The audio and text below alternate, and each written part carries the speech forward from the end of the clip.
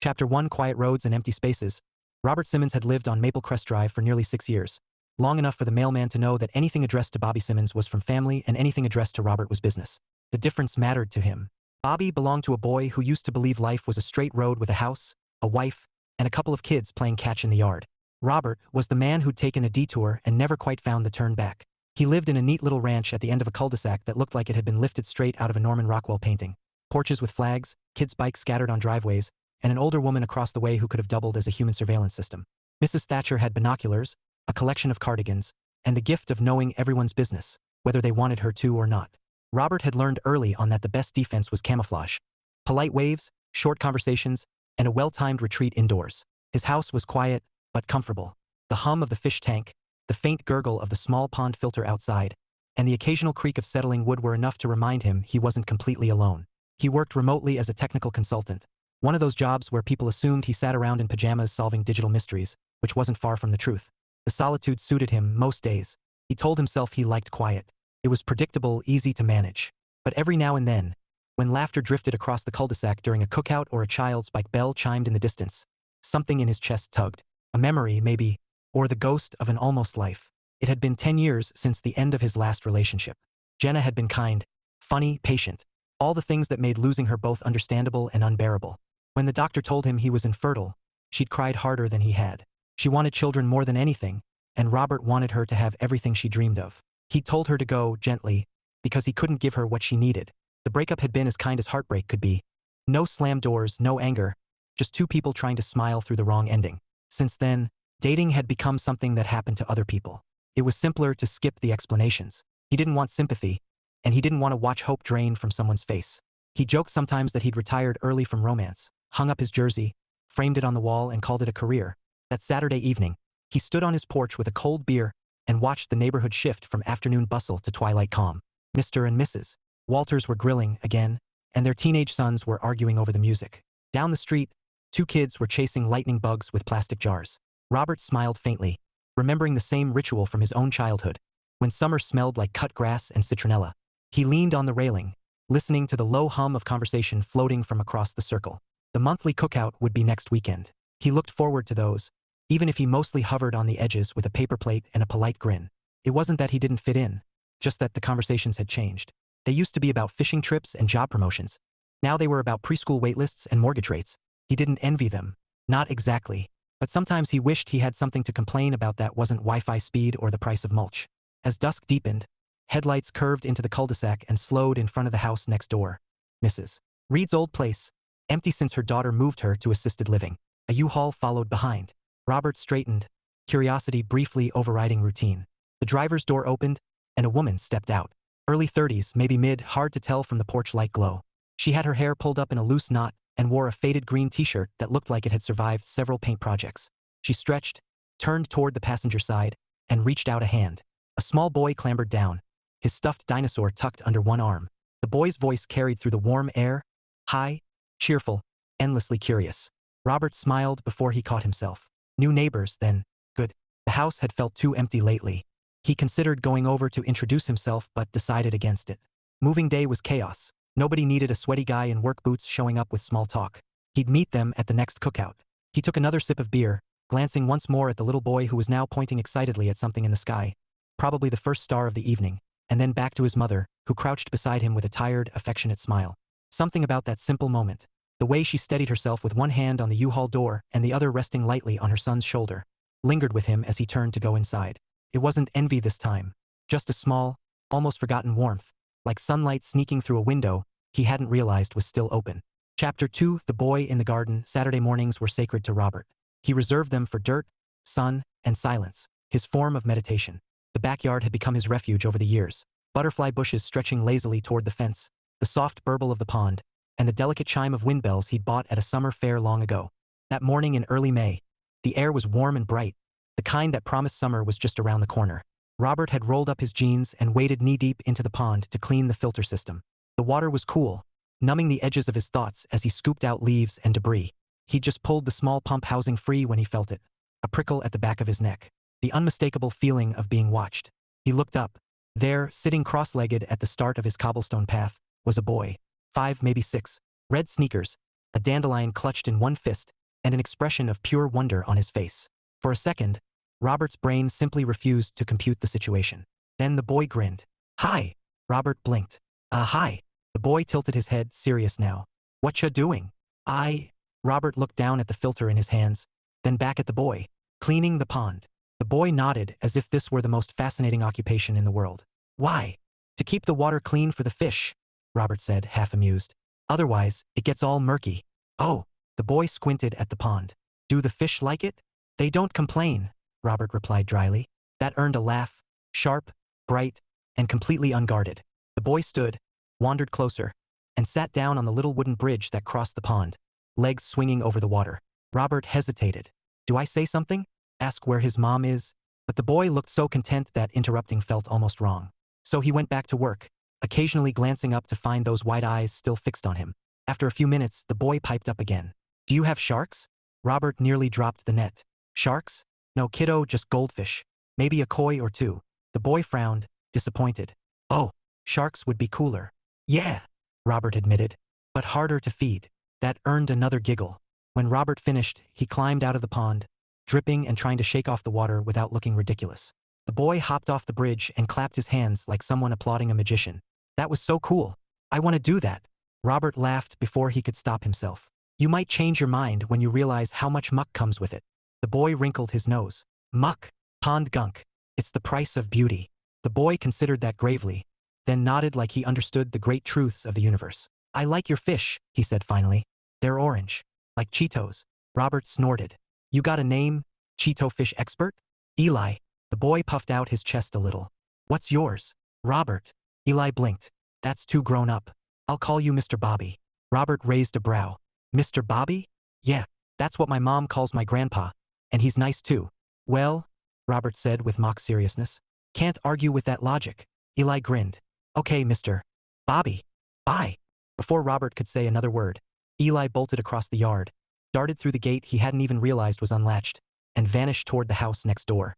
Robert stood there, dripping, holding a dripping net, wondering what on earth had just happened. After a long pause, he let out a soft chuckle. "Ha!" He finished packing up his tools, shook his head, and told himself it was just a kid being curious. It wasn't like it would happen again. Kids wandered, especially the adventurous ones. He'd just be sure to latch the gate next time.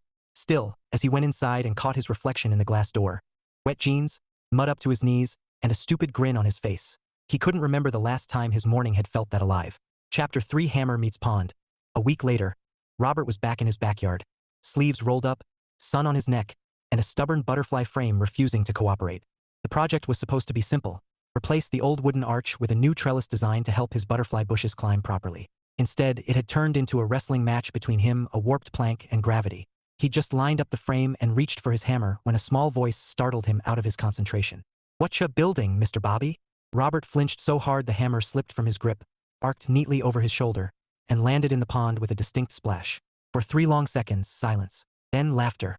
Pure, delighted, uncontrollable laughter. Robert turned slowly. There he was again, Eli, sitting cross-legged on the cobblestone path, grinning from ear to ear, his little sneakers kicking at the air. "Kid," Robert groaned, "you can't sneak up on people like that. You almost gave me a heart attack." Eli was too busy laughing to care. "It went plop," he said between giggles. "Right in the water. You gotta get it out." "Yeah. Thanks for the play-by-play," Robert muttered, wading toward the pond with all the enthusiasm of a man retrieving lost treasure. He fished around with a net until he finally snagged the handle. "You know," he said, holding the dripping hammer aloft, "some people knock on doors before visiting." Eli wrinkled his nose. "You don't have a door out here." Robert opened his mouth, then shut it.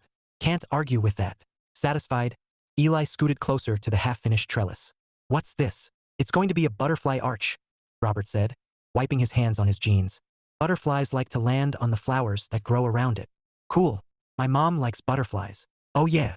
Aha. She says they're lucky." Eli leaned forward, watching him work. "Can I help?" Robert hesitated. "Do you know how to use a hammer?" Eli thought hard. "I saw it on TV once. That's not quite the same thing. But I can hold stuff." Eli added quickly, eager. Robert sighed, amused despite himself. "All right, you can be my assistant. But no more surprise attacks. Deal." "Deal." Eli grinned, solemnly holding out a hand. Robert shook it, trying not to smile too wide at the tiny, earnest handshake. For the next 20 minutes, Robert measured, sawed, and fitted planks while Eli handed him nails and asked 100 questions. About the butterflies, the pond, the fish, the tools, even the color of the paint on the shed. The boy's curiosity was relentless, and somehow it wasn't annoying. It was refreshing. "So, your mom likes butterflies, huh?" Robert asked as he tightened a screw. "Yeah, she says they mean new beginnings." Eli's tone softened. "We moved here for that." Robert paused mid-turn, glancing over his shoulder. Eli was busy tracing the pattern in the cobblestones with his finger. The innocence of the statement hit him harder than expected. Before he could think of what to say, a voice called from next door, sharp, anxious. "Eli, Eli, where are you?" Robert turned toward the sound. A woman, his new neighbor, was standing on her porch, scanning the yard with growing panic. Eli jumped up. "That's my mom." "Oops." Robert set down the drill. "You, my friend, have some explaining to do." Eli's eyes went wide, like a cat caught with its paw in the cookie jar. "I forgot to tell her I was here." Robert chuckled. "Yeah, I gathered that." He ruffled the boy's hair, then nodded toward the gate. "Come on.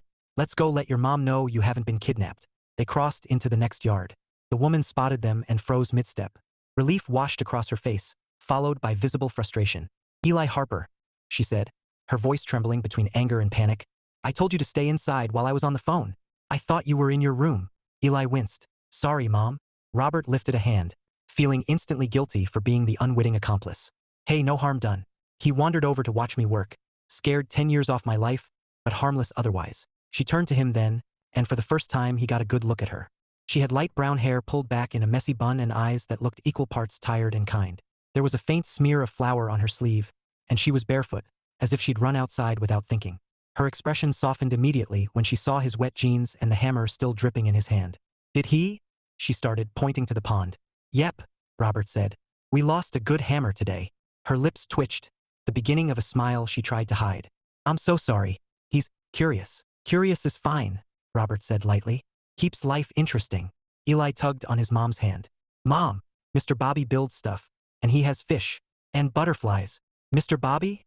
she repeated, glancing at Robert with a half-apologetic grin. "Long story," Robert said. "I'm Robert Simmons. I live next door." "Grace Harper," she replied, shaking his hand. Her grip was firm, surprisingly warm. "And this troublemaker is Eli." "I gathered." Robert smiled. "You're both welcome to stop by any time, preferably through the gate, not the element of surprise." Grace laughed softly, color rising to her cheeks. "I'll make sure he knocks next time.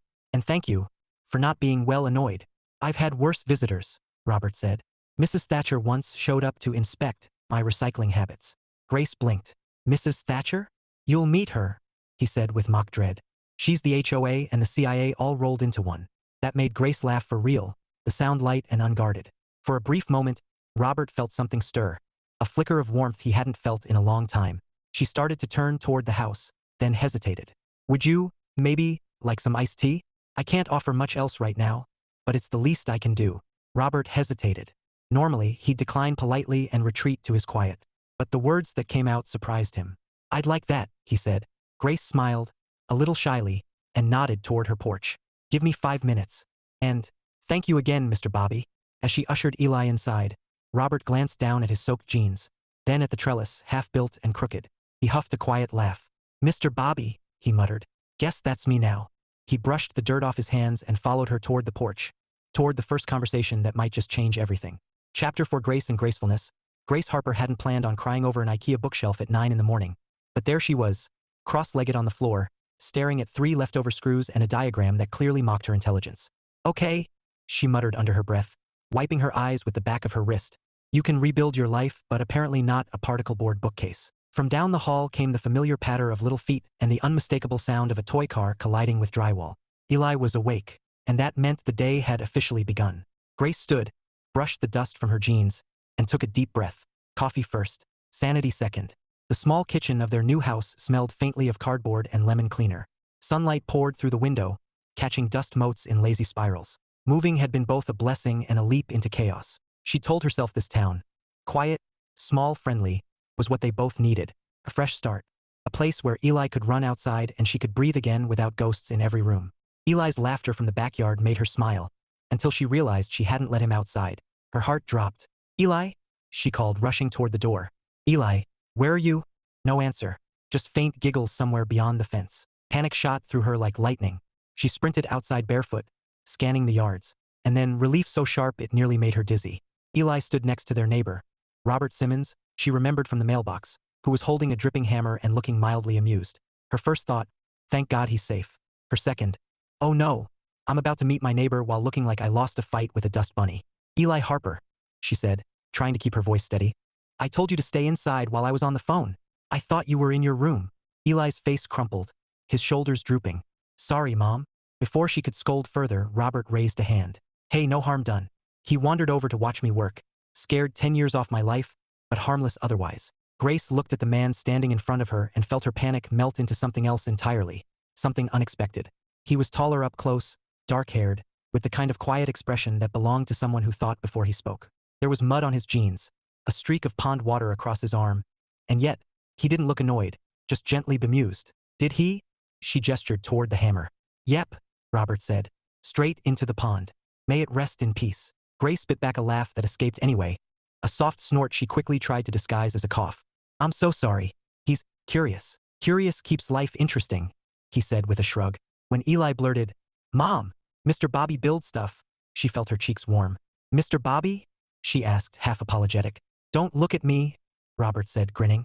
He named me. There was something about that grin, crooked, self-deprecating, that made her stomach do an odd little flip. He wasn't trying to charm her. He was just kind, warm, real. Grace Harper, she said, offering her hand. And thank you for not yelling. Some neighbors would've. Some neighbors haven't met Mrs. Thatcher yet, he replied.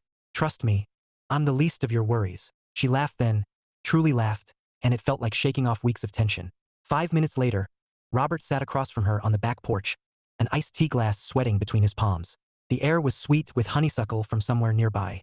Eli had gone inside to fetch his dinosaur collection to show Mr. Bobby, giving them an unexpected quiet moment. Grace sipped her drink, studying the garden that stretched beyond the fence. It was immaculate, lush green, smooth stones, and a small wooden bridge arched over a pond where flashes of orange darted beneath the surface. Your backyard looks like something out of a magazine, she said honestly. Robert chuckled. Therapy's expensive. Gardening's cheaper. She smiled at that, though part of her recognized the truth in it. Well, it's beautiful. Eli's right.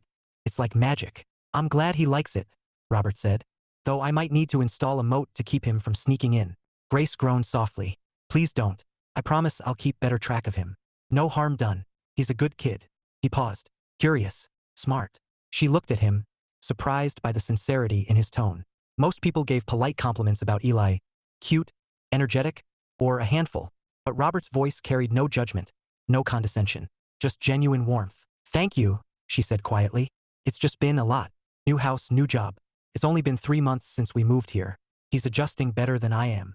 Robert's brow furrowed slightly. Tough move. She hesitated, debating how much to say. My husband, Eli's dad, passed away 3 years ago. Drunk driver. I told myself it was time for a fresh start.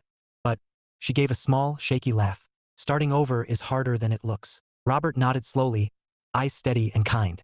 I'm sorry. That's a lot. Grace looked down at her hands. We're managing. Eli keeps me going. He's all the good parts of his dad, without the bad luck. Robert smiled softly. He's lucky to have you. For a long moment, the air between them felt still, comfortable, but charged with something unspoken. Grace wasn't sure what to call it. Recognition, maybe. 2 people quietly carrying too much, finding a small pocket of peace in shared understanding. Eli's voice burst through the screen door, breaking the moment. Mom, Mr. Bobby, look, T-Rex can swim. Wait, what? Robert asked just as a plastic dinosaur arced through the air and landed with a splash in the pond. Grace groaned, covering her face with one hand. And there goes your serenity. Robert laughed, deep and genuine. It's fine. I think he just baptized the T-Rex. She couldn't help but laugh too, shaking her head. Welcome to our chaos. Robert raised his glass in mock salute. Wouldn't have it any other way. Grace looked at him then, the calm in his eyes, the faint smile tugging at the corner of his mouth, and felt something she hadn't in a very long time. Hope. Quiet, fragile, but real. Chapter 5 Tea and Hummingbirds. Robert, by the next weekend, Robert had done something wildly out of character. He cleaned the porch just in case someone came over. He told himself it wasn't weird. After all, Grace had said she liked the garden. Maybe she'd stop by again with Eli. Maybe she wouldn't. Either way, there was no harm in sweeping the porch, trimming the lavender, and maybe setting out an extra chair near the pond. Just in case. He was halfway through rearranging the patio cushions when the telltale voice called from over the fence. Mr. Bobby. Mom says hi. Robert smiled despite himself. Tell her I said hi back. There was a pause. Then, she says you should come over for lunch because she made too much spaghetti. Robert blinked at the fence, unsure whether to laugh or panic. She said that? Aha! Before he could decide if that was an actual invitation or just Eli being Eli, Grace's voice followed. Ignore him, please. He's been campaigning for company all morning. Robert chuckled. Too late. The damage is done. He stepped toward the fence, leaning on it with a grin. I do love spaghetti, though. Grace appeared, wiping her hands on a dish towel, cheeks pink. I swear, he thinks everyone within shouting distance is part of our family. Could be worse, Robert said. He could be organizing block parties. Give him time. She smiled. Actually, you know what? Why don't you come by? It is too much food, and he'd love to show off his dinosaur collection properly, without the pond baptism. Robert hesitated, just long enough for her to tilt her head. I promise, she said, teasing.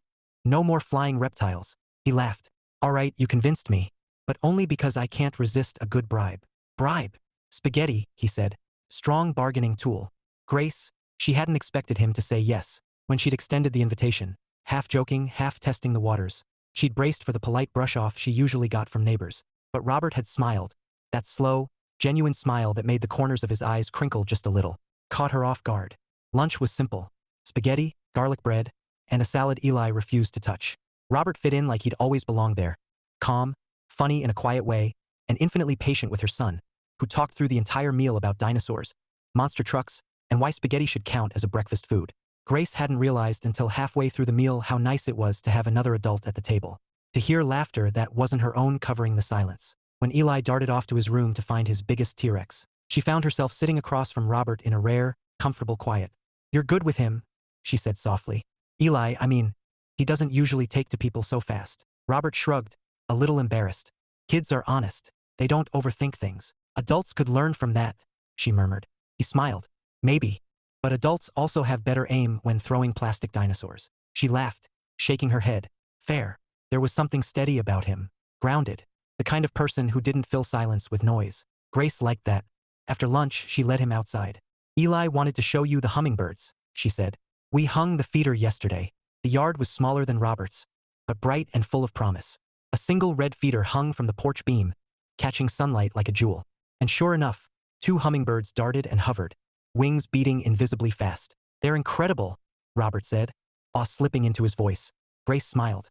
Eli calls them buzz fairies. That tracks, Robert said, eyes following the birds. Tiny, loud, and unstoppable. Grace chuckled. He takes after them, then.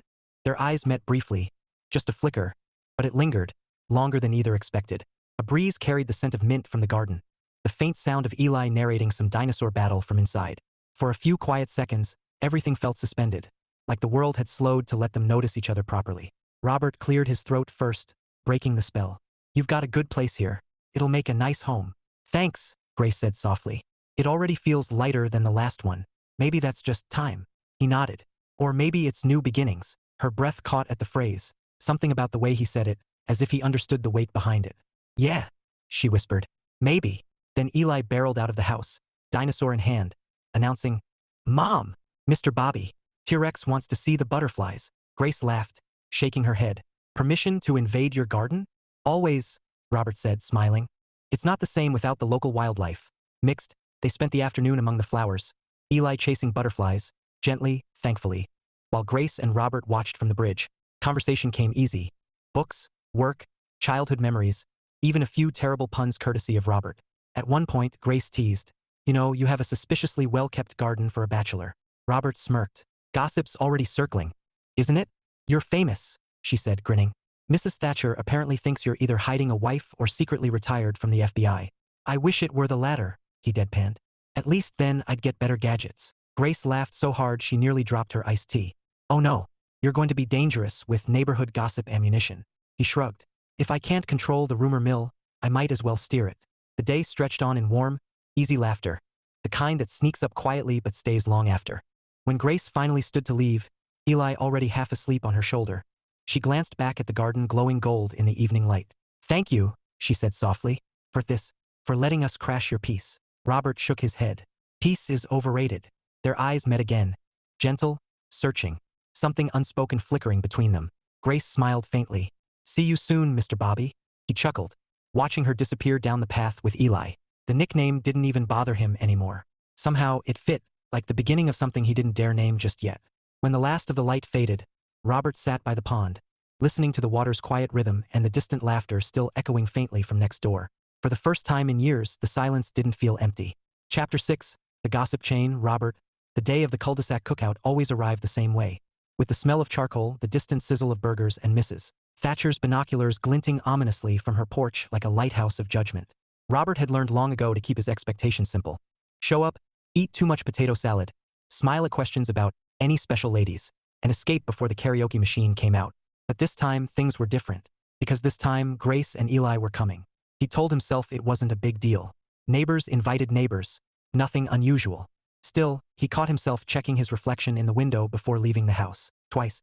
By the time he arrived, the cul-de-sac was already transformed. Folding tables groaning under trays of food, kids darting between lawn chairs, country music playing low from someone's Bluetooth speaker. The air was thick with laughter, grilled meat, and small-town nostalgia. "Bobby," Mr. Walters called, waving a pair of tongs. "About time you showed up, son. Grab a plate." Robert smiled, trying to pace myself. "Last time you nearly killed me with those ribs. Pace yourself." Mrs. Thatcher's voice sliced through the air, carrying from her station at the drink table. "He's pacing himself because he's expecting company." Robert froze mid-step. "Excuse me?" "Oh, don't play coy." Mrs. Thatcher wagged a knowing finger. "Word around the cul-de-sac is you've been entertaining a lady friend." A few nearby heads turned. Mr. Walters's eyebrows shot up. "You? Bobby, you holding out on us?" Robert sighed. "I've had tea with my neighbor twice.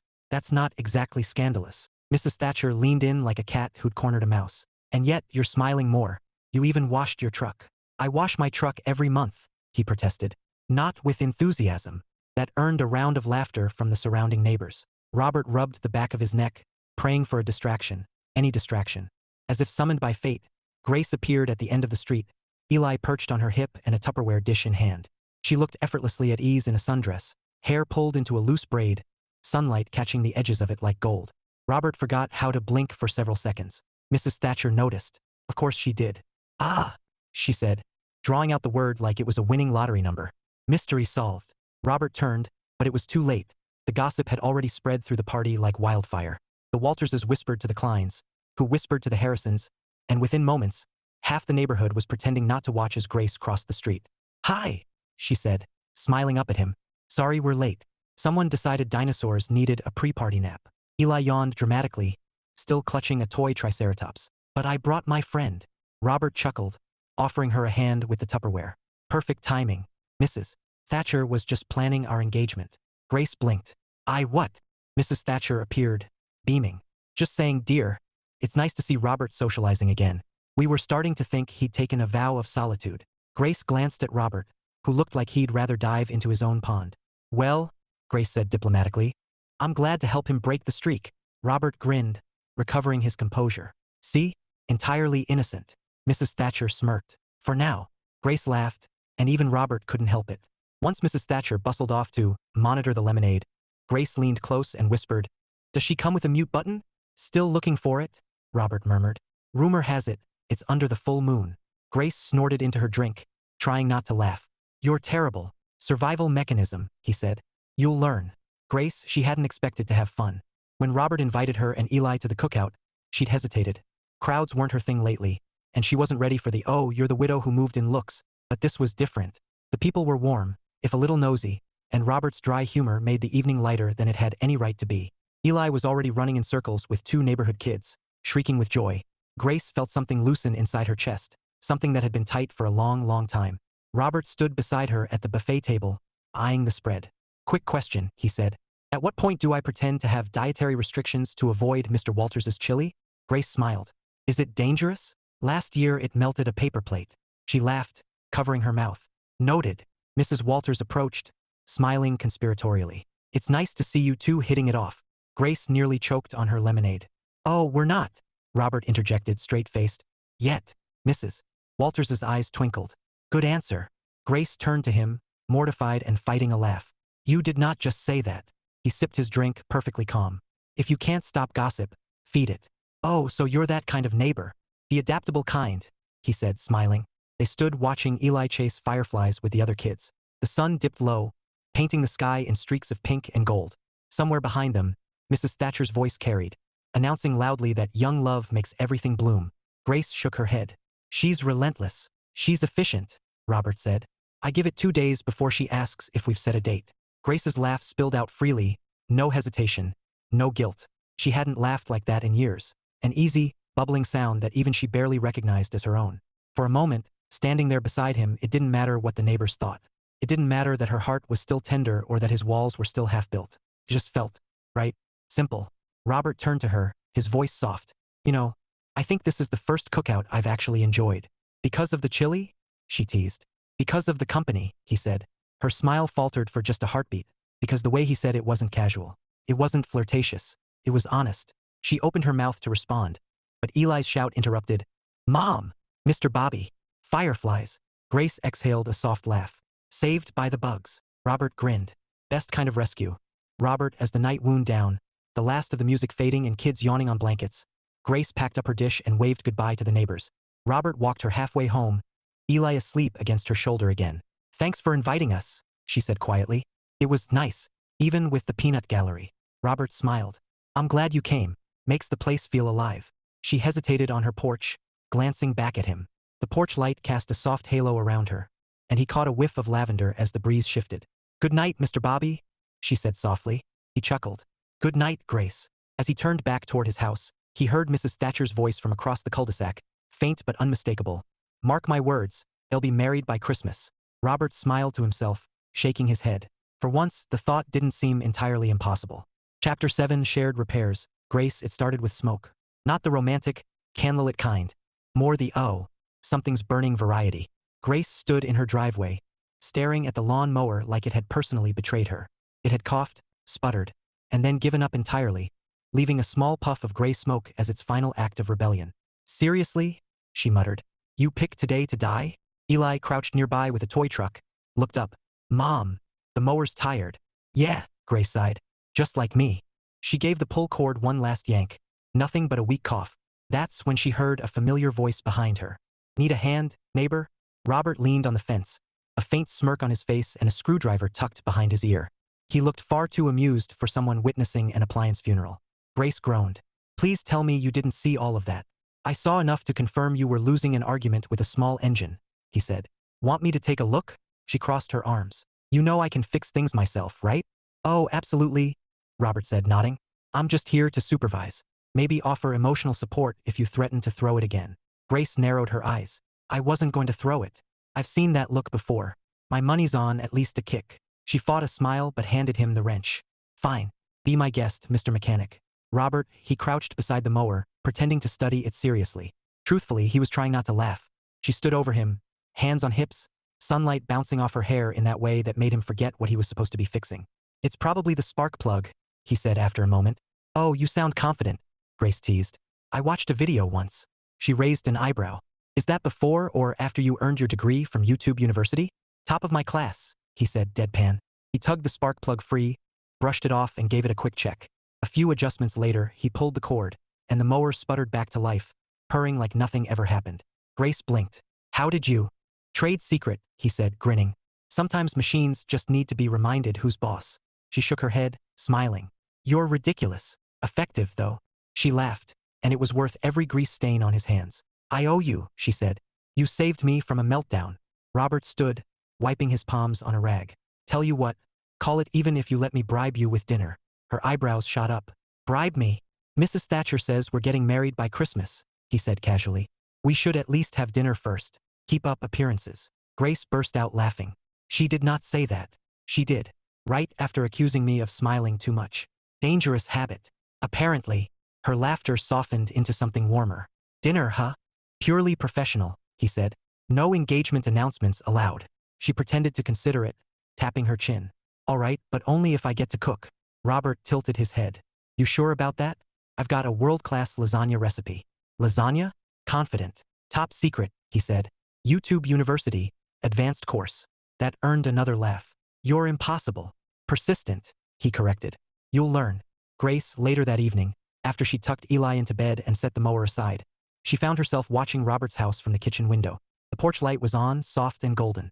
She could see him through the open screen door, sitting by the pond, coffee mug in hand, lost in thought. There was something peaceful about him. Uncomplicated. But she could tell there was more beneath that calm. Something heavier he carried quietly, like a weight he'd made peace with but never really set down. For a moment, she wanted to ask about it. To know what made him so gentle, so careful with everything he touched. But that would mean sharing her own story, too. And she wasn't sure she was ready for that yet. Still, when her phone buzzed with a new message, she smiled before even reading it. Robert, dinner tomorrow still on? Grace, depends. Are you planning to poison me with lasagna? Robert, I'd never waste good cheese. Grace, fine. You bring the lasagna. I'll make dessert. Robert, deal. See you at 6, partner in culinary crime. She caught herself smiling at the screen longer than she meant to. Maybe Mrs. Thatcher wasn't entirely wrong. Robert, he stared at his phone after sending the message, a faint grin tugging at his mouth. Dinner. It was a small thing, just food, just neighbors, but it felt like more. It felt alive. He glanced toward her house, where the light in the kitchen flickered off. For years, his evenings had been filled with nothing but silence and the soft hum of the pond. Now, even from across the fence, the world felt a little brighter. Maybe this was how things changed, not all at once, but in small, ordinary moments. A laugh over a broken mower. A shared meal. A kid chasing fireflies. For the first time in a long while, Robert didn't feel like life had moved on without him. He smiled into the quiet. Tomorrow, he murmured. And for once, tomorrow sounded like something to look forward to. Chapter 8, Dinner and Dessert. Grace had scrubbed, polished, and rearranged the living room chairs at least 3 times. She had straightened the tablecloth twice and rearranged the flowers in a vase with the precision of a museum curator. And yet, when she glanced at herself in the hallway mirror, she still felt like she was wearing all the wrong clothes. Her dress was simple, a soft blue sundress she usually wore for errands. But today, it felt conspicuously hopeful. She tugged at the neckline, debated the necklace, then gave up and decided comfort one. Eli, sensing the tension before she admitted it, clapped his hands together. Mom, Mr. Bobby's here. Grace's stomach did an embarrassing little flip. She hurried to the door, smoothing the apron over her dress. Coming. Robert stood on the porch, holding a covered dish in one hand and a modest grin in the other. He wore a crisp collared shirt and jeans, sleeves rolled up to his elbows. He looked calm, casual, and utterly capable of making her pulse betray her. Evening, he said, voice low and easy. Smells like chocolate mousse in the air? Or maybe that's just me imagining things. Grace felt heat rise to her cheeks. Come in, Mr. Bobby. Dinner's almost ready. Robert, the kitchen smelled like melted cheese and garlic. Perfectly ordinary, perfectly inviting. He placed the lasagna on the counter, brushing imaginary dust from his hands. You know, Grace said, whisking chocolate mousse with exaggerated care. You could at least help instead of judging. I am judging, he said, with approval. Her eyes flicked up at him, catching the faint sparkle in his gaze. I don't know if that's comforting or terrifying. Depends, he replied, leaning casually against the counter. On whether I like you enough to be gentle. She laughed, the sound spilling through the room and bouncing off the cabinets. Eli, perched on a stool nearby, clapped. I approve too. Grace swatted at him, still giggling. Stop distracting us, mister. Robert moved closer to place a bowl of salad on the table. His arm brushed hers for a second too long. She didn't pull away. Careful, she murmured. I might get used to this. Good, he said, smiling softly. I was hoping you would. Grace, dinner was served on the porch, string lights twinkling above, illuminating the faces of 3 unlikely companions. Eli had insisted on using the fancy plates, and Robert had humored him without complaint, earning an approving nod from the boy. They ate in companionable silence at first, punctuated by Eli's commentary on the meatballs. Mom, Mr. Bobby says meatballs are circles of happiness. Grace laughed. I think that's scientifically accurate. Robert grinned. Only the finest research methods applied. After a few minutes, conversation drifted to the small-town quirks they had both noticed since moving in. Grace found herself relaxing, the worry that had gnawed at her all week loosening in the warm glow of the lights and the steady presence of Robert beside her. Then, without warning, the topic shifted. How long have you lived here? He asked. I mean, besides the 3 months. Grace hesitated, the fork halfway to her mouth. 3 months, yes, since moving from the city. But before that, well, it's complicated. Robert didn't press, just nodded. I've got time. She exhaled slowly. I was married. My husband, he died 3 years ago. Drunk driver. It wasn't sudden, not really, but it's been a lot. Robert said nothing for a moment, and it wasn't silence filled with awkwardness. It was quiet that held space. He didn't try to fix it, didn't say something clumsy like, you'll be okay. He simply listened, and that was enough. I'm sorry, she whispered. Don't be, he said quietly. You made it through. You're here. That says a lot. Their eyes met. There was no pity in his gaze, only understanding, respect, and something that made her chest tighten. Robert, he felt a sudden awareness of Grace beside him. the soft curve of her shoulder, the faint scent of lavender mixed with chocolate.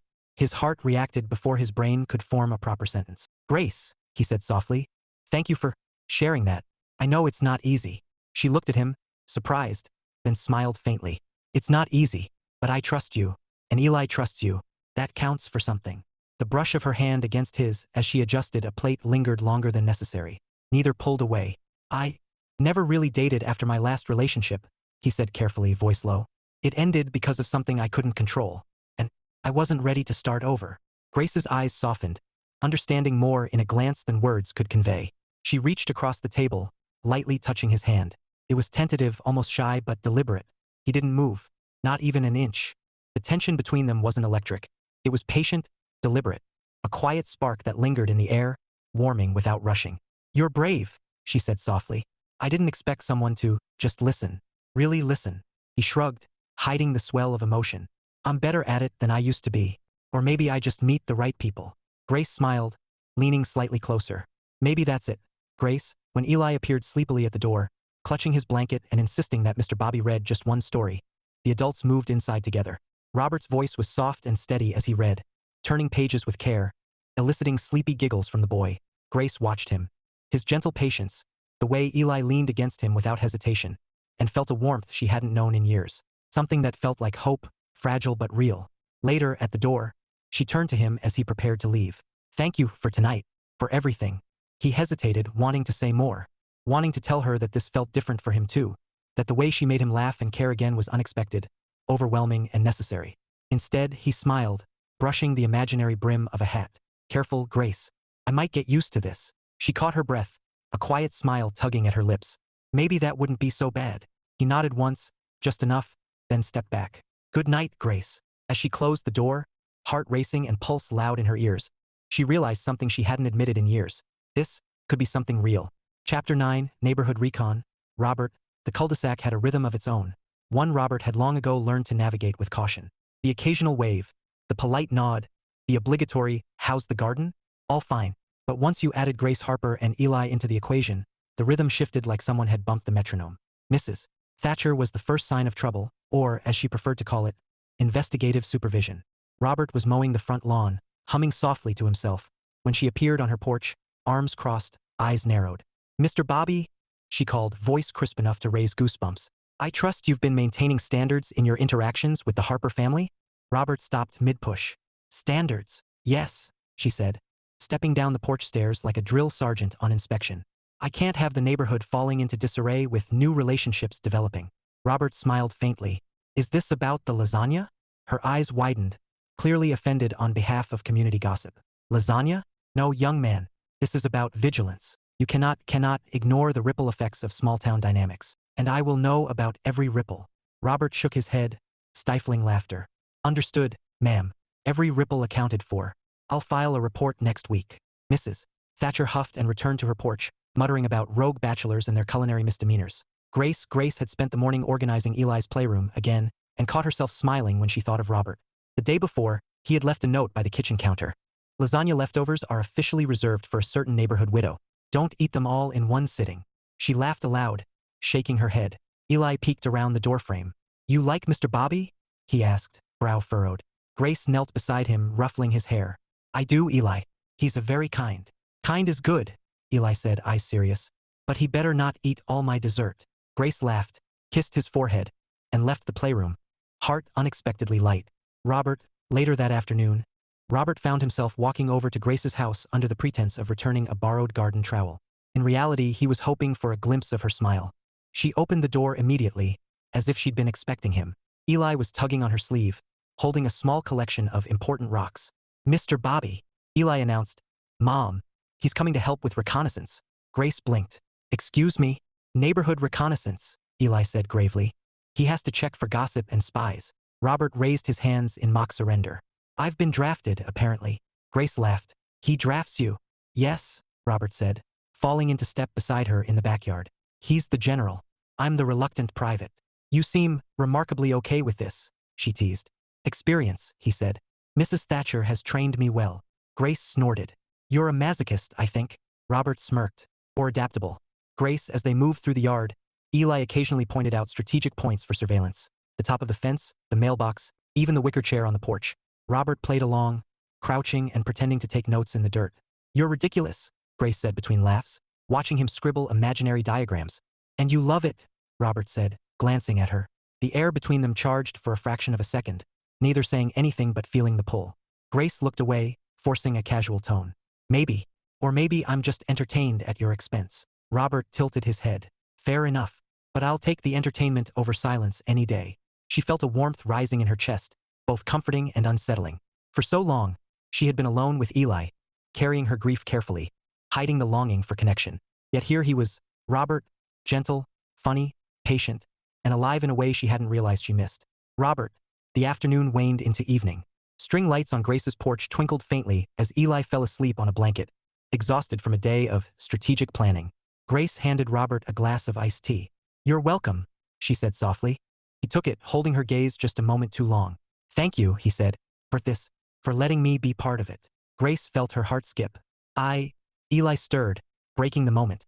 Robert smiled down at the boy, crouched beside him, reading aloud from a picture book. Grace watched. The soft cadence of his voice, the way he leaned slightly toward Eli, the ease of his presence, and her chest warmed. It was a domestic, small, ordinary scene, yet it felt monumental. As Robert rose to leave, Grace followed him to the gate. "Thanks for today," she said, voice quiet but full. Robert hesitated, thumb brushing the edge of the gate. "Grace." Her pulse raced. She waited. I like this," he said finally, a small smile tugging at his lips. The chaos, the laughter, the quiet too." Grace's breath caught. "Me too," she admitted. A pause stretched between them, filled with unspoken possibility. Then Eli, bleary-eyed, called from inside, "Mom, Mr. Bobby." "Bedtime story." Robert laughed softly, crouching to scoop the boy up. Grace shook her head, smiling at the domestic absurdity of it all. As he carried Eli inside, she whispered to herself, "Maybe Mrs. Thatcher's gossip isn't all bad." Robert glanced back from the doorway, catching her smile. Something electric passed between them. Not words, not promises, just the quiet acknowledgement that things were shifting. And for the first time in a long time, both of them let themselves imagine that maybe, just maybe, this neighborhood and this chaos could be the start of something real. Chapter 10, Unexpected Rain. Grace. The morning started innocently enough. Sunlight streamed through the blinds, birds chirped cheerfully, and Eli was already running laps around the living room in superhero pajamas. Grace sipped her coffee, mentally bracing for the day. She had a long list of errands, the garden to tend, and a promise to herself to clean the kitchen again before Robert arrived later for their scheduled dessert swap. Chocolate mousse in exchange for his leftover lasagna. Then the sky changed. Within minutes, dark clouds rolled in, heavy and fast, turning the blue morning to a steely gray. The wind picked up, tugging at the curtains and rattling the screen door. "Mom," Eli said, pointing dramatically, "the sky is fighting us." Grace laughed despite herself. "No, sweetheart, it's just rain. Let's get ready just in case." She grabbed umbrellas for both of them, and for a brief moment, the day felt like a scene in a movie she wasn't sure she was prepared to star in. Robert had left his house with a carefully packed container of lasagna, mentally rehearsing the polite, friendly visit he'd promised. He wasn't expecting to be chased down the cul-de-sac by a sudden storm. By the time he reached Grace's driveway, the first fat raindrops had begun to fall. He raised an eyebrow at the clouds, muttering, "Well, isn't that convenient?" Before he could knock, the heavens opened, and he was soaked through in seconds. The cul-de-sac quickly emptied as neighbors ducked indoors, umbrellas popping up like mushrooms. "Robert," Grace's voice carried from her porch. She stood under the overhang, Eli clinging to her hip, umbrella useless against the sideways rain. "Grace," he called back, lifting the lasagna container like a shield. "Help!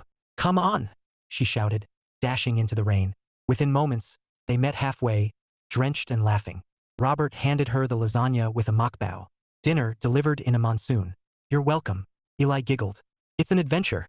Grace, they ran together, slipping slightly on the slick driveway, until they reached the safety of the porch.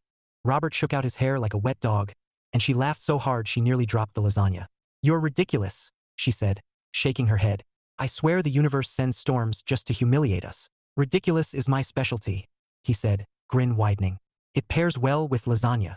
She couldn't help but notice how the rain plastered his dark hair to his forehead, and how his shirt clung to him just enough to reveal the lean lines of his shoulders.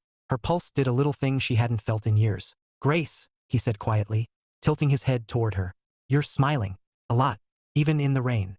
"Maybe I like getting soaked," she teased, though her eyes lingered on him. "Or maybe I like company." Robert's smile softened.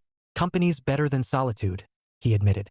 Robert, once inside, they stripped off wet layers and settled at the kitchen table, towels draped over chairs. Eli immediately ran to the couch with a blanket, declaring it a fort for the next story time. Grace brought out the dessert, and they ate together, laughing as Eli occasionally offered running commentary. Mom, Mr. Bobby's really good at dessert diplomacy, he declared. Robert raised a fork in mock salute. I accept that medal. Grace shook her head, laughter softening into something quieter, warmer. She looked at him across the table, his eyes darkened by the wet, a strand of hair falling into his face, and felt her chest tighten. Robert, she said softly, leaning forward slightly, can I ask you something? Anything, he said, voice low and steady, though his pulse betrayed him. Do you ever feel like life is easier with someone else, even when you're scared to let them in? Robert blinked, considering. Slowly, carefully, he said, yes, more than I realized until recently. Their eyes met, and for a suspended heartbeat, the kitchen was theirs alone. Rain drumming on the roof, Eli asleep in his fort, the world muted. Grace, the tension didn't scream or pressure.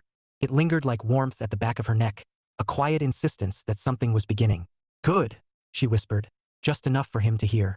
He tilted his head, the ghost of a grin playing on his lips. Good, he echoed. A flash of lightning illuminated the room briefly, followed by a gentle rumble of thunder. Grace felt a shiver run through her, not from cold, but anticipation. Robert reached for a towel and draped it over her shoulders. Their fingers brushed. She didn't pull away. You know, he said softly, I'm not usually this reckless in the rain. Lucky for me, she murmured, voice barely above the sound of the rain. He didn't reply immediately. Instead, he simply let his hand linger near hers on the table. Quiet, still unhurried. Eli stirred, mumbling something about dinosaurs, and the spell broke just enough for Grace to laugh softly. But the warmth, the unspoken connection, remained. The storm outside raged on, but inside, everything was calm. And in that calm, Grace realized she was beginning to feel something she hadn't felt in a long time. Hope, and maybe, just maybe, a little more. Chapter 11, The Garden Project. Robert had always loved his backyard. The butterfly garden, the hummingbird feeders, the small pond with its little bridge. It was his sanctuary. Peaceful, ordered, predictable. That was why he hesitated when Grace suggested they expand the butterfly garden together. Think of it as collaborative landscaping, she had said, smiling, Eli tugging at her hand. You bring the expertise, I bring enthusiasm. Robert had hesitated, then shrugged. I suppose I could use a second opinion, and possibly a second pair of hands. Now, standing in front of the beds he had meticulously planned, he realized two things. One, Grace was terrifyingly enthusiastic about flowers. Two, she was impossibly distracting. Grace knelt in the dirt, planting a new butterfly bush with precision. Eli scampered between them, announcing that every flower needed special dinosaur protection. Eli, Robert said, crouched nearby, I'm not sure dinosaurs qualify as gardeners, only the very careful ones. Eli insisted, adjusting a toy T-Rex near the seedlings. Grace laughed, brushing a strand of hair from her face. They're highly skilled horticulturists, apparently. Robert shook his head, smiling. I don't know whether to be impressed or terrified. Grace, she noticed the way he moved through the garden. Methodical, careful, hands gentle with the plants. He explained each choice, where a bush would get morning sun, why certain flowers attracted more butterflies, which spots the hummingbirds favored. She found herself leaning closer than necessary, her fingers brushing against his as they passed the trowel back and forth. Robert, she said softly, I didn't realize you were this meticulous. I like things to thrive, he said, eyes meeting hers briefly. Gardens, fish, butterflies, people too, I suppose. Her breath caught, and she looked away, cheeks warming. People too. Yes, he said, voice low. But some people take more care than others. Grace smiled faintly, planting another bush. She noticed the small crease at the corner of his eyes when he smiled. A subtle, fleeting thing that made her pulse speed. Robert, by mid-afternoon, the garden had doubled in size, vibrant blooms promising a riot of color in weeks to come. Eli declared victory over a particularly stubborn patch of marigolds, wiping his hands on his pants and then promptly smearing them on Robert's shirt. Eli, Grace laughed, lightly scolding him. Clean up. Robert held his arms out, letting the boy wipe dirt on him. I surrender, he said, laughing. The garden is officially under new management. Grace leaned over to adjust a plant near him, and their hands brushed again. This time, neither pulled away immediately. Grace, Robert said, voice quieter now. I like this. You hear. Eli hear. All of it. It's easier than I thought it could be. She looked up at him, heart tightening. I was afraid you'd think it was too much. He shook his head, smiling softly. No, it's right. Grace, the afternoon sun had softened, shadows stretching long across the yard. The work was done, though not perfectly. Some plants would need adjusting, some flowers needed space to grow. Looks amazing, Grace said, stepping back to admire their handiwork. Robert nodded, hands on his hips, surveying the garden like a proud general. Not bad for a day's work. We make a good team. She laughed. We do, don't we? They lingered there for a moment, just standing in the soft light, both aware of the closeness, the warmth, the quiet electricity in the air. Eli, noticing the pause, tugged at Grace's sleeve. Mom, Mr. Bobby, look at the butterflies. They turned together, smiling as the first real flutter of butterflies appeared, drawn to the newly planted blooms. Robert reached out, letting one land gently on his finger. Eli clapped. Grace laughed. The three of them, together in the garden, felt like something whole, something real. Robert, later, as Grace gathered up gardening tools, Robert knelt to inspect a patch of newly planted flowers. Grace crouched beside him, brushing dirt off her hands. Thanks, she said quietly, for all of this, for helping, for being here. He looked at her, the sunlight glinting off her hair, and felt an unexpected swell of warmth. Grace, it's been easy, fun. I mean, who knew gardening could be romantic? She laughed softly, shaking her head. I didn't say romantic. No, he said, standing, brushing off his knees. But it kind of is. Their eyes met, and for a heartbeat, the world narrowed down to just the two of them. The soft hum of bees, the flutter of wings, and the faint scent of earth and flowers. Grace's cheeks flushed. Robert. Yes. She bit her lip, unsure, heart racing. Eli interrupted, shouting from the porch. Mom, Mr. Bobby, dinner's ready. Robert laughed, shaking his head. Always timing it perfectly, that kid. Grace smiled, brushing a stray lock of hair behind her ear. I think I could get used to this. Robert's gaze softened. Just for her. Me too, Grace. Me too. Chapter 12, The First Kiss. Grace. The cul-de-sac was quiet that evening, the golden light of sunset spilling over manicured lawns and cozy homes. Eli had gone to bed early, exhausted from a day of strategic planning in the garden, leaving Grace with a rare, quiet moment to herself. She stepped onto her porch, coffee cup in hand, just as she heard the familiar crunch of gravel under Robert's shoes. Good evening, he said, carrying a small bouquet of wildflowers he'd picked from the edge of the cul-de-sac. Grace blinked, caught off guard. For me? Yes, he said simply, holding them out. I thought, why not? The gesture was small, casual even, but the way he looked at her, with that calm, slightly amused expression, made her heart do an involuntary leap. Thank you, she whispered, taking the flowers. Their fingers brushed, and she felt the faintest spark, like static from the warm summer air. Robert, he watched her carefully, noting the way her eyes softened as she held the blooms, the faint smile tugging at her lips. He wanted to say so much, about how he'd been waiting, silently, for this, about how much he liked her laugh, her hands, the way she cared so deeply. Instead, he said lightly, they're a start.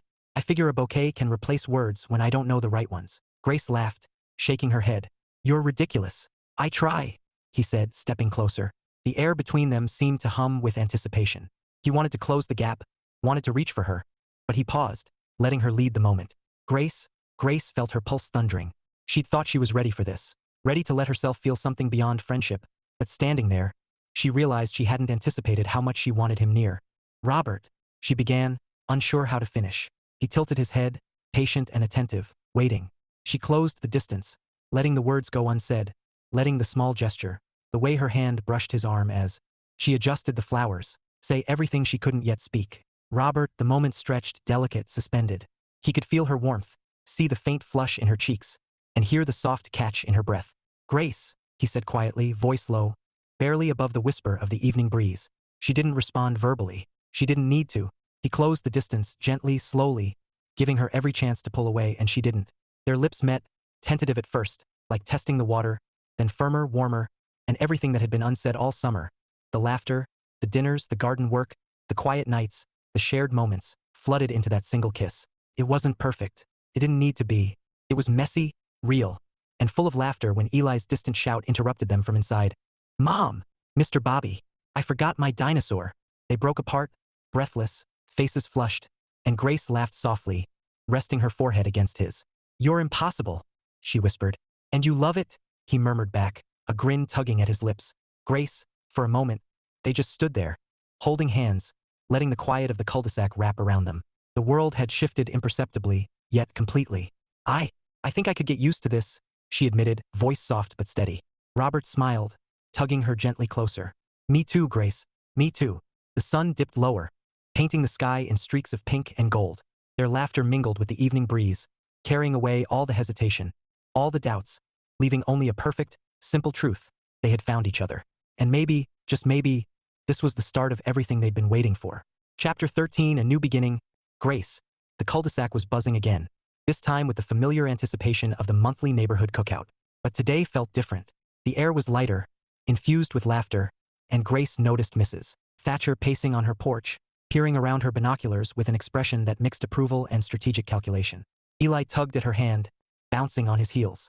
"Mom, everyone's here." Grace laughed, adjusting her sundress. "Yes, honey, let's go show off our new team." Robert was already in the driveway, watering the expanded butterfly garden with gentle care. The sun glinted off his dark hair, and his smile was brighter than usual. When he saw her, he straightened, tipping an imaginary hat. "Good afternoon, partner," he said with mock formality. Grace grinned. "Good afternoon, Mr. Bobby. Ready to face the neighborhood?" He smirked. "Always. With you on my side, of course." Robert, the cookout was in full swing. The clatter of trays, the sizzle of burgers on the grill, and the distant hum of a Bluetooth speaker filled the air. Robert and Grace navigated the crowd together, Eli skipping ahead like a tiny, proud general. "Look at you two," Mrs. Walters exclaimed, eyes twinkling. "Finally out and about as a proper couple." Grace laughed, nudging Robert lightly. "We're working on it." Mrs. Thatcher appeared on her porch moments later, hands on her hips. "I've been monitoring this cul-de-sac for years, Mr. Bobby. I must admit, I did not anticipate this efficiency in romance." Robert raised an eyebrow. "Efficiency, ma'am?" "Yes. You've somehow managed to charm not only the lady but the child and the neighborhood in under 2 months." Grace hid a laugh behind her hand. "We've had help," she said softly, glancing at Robert. Mrs. Thatcher's smirk softened, though she made a show of looking stern. "I'll allow it, but I'll be watching." Robert exchanged a quiet glance with Grace. "She's relentless. She's efficient," Grace whispered back, and they both laughed, feeling lighter than they had in months. Grace. The day unfolded with ease. Children ran through sprinklers. Adults shared gossip and grilled meat, and Eli proudly showed off his garden reconnaissance report to anyone who would listen. Later, Grace and Robert found themselves sitting on the porch swing, feet dangling, watching the world. The butterfly garden flourished, a riot of color and life, a symbol of what they had built together. "I can't believe how far we've come," Grace said quietly. Robert's arm brushed hers. "Neither can I, but I'm glad we did." She leaned her head on his shoulder. "Me too." For a while, they simply sat there, letting the warmth of the afternoon sun and the hum of neighborhood chatter fill the spaces between them. Robert, as the sun began to dip, Robert looked down at Eli, who was curled up on the porch next to Grace, content and sleepy. He had never imagined this: family, laughter, connection. But now, seeing them together, he felt a quiet certainty. Grace glanced up at him, eyes soft and trusting. Robert smiled, brushing a stray hair from her face. "You know," he said, "I think we're going to be okay." Grace laughed softly. "We already are." Their hands found each other's, fingers intertwined naturally. Robert's gaze met hers, and in that look, words weren't necessary. They had come through fear, hesitation, and quiet heartbreak, and had found something worth holding on to. Closing beat, mixed POV, the cul-de-sac, once a simple collection of houses and fences, felt alive in a way Robert had never imagined. Families gathered, friends laughed, and the neighborhood's watchful eyes were softened by shared happiness. Mrs. Thatcher's binoculars disappeared behind a smile. Mrs. Walters raised a congratulatory glass of lemonade, and Eli announced loudly that, "Our family rocks." Grace leaned against Robert, feeling the warmth of his presence, the soft rhythm of his heartbeat, and the quiet certainty that had been missing for far too long. Robert kissed the top of her head, a gentle promise, a whispered vow that didn't need words. They had found each other. They had found a family. And for the first time in years, life felt beautifully, completely, right? As the string lights flickered on, illuminating the garden they had built, the laughter, the butterflies, and the love surrounding them, Robert and Grace shared a simple, perfect truth. This was just the beginning.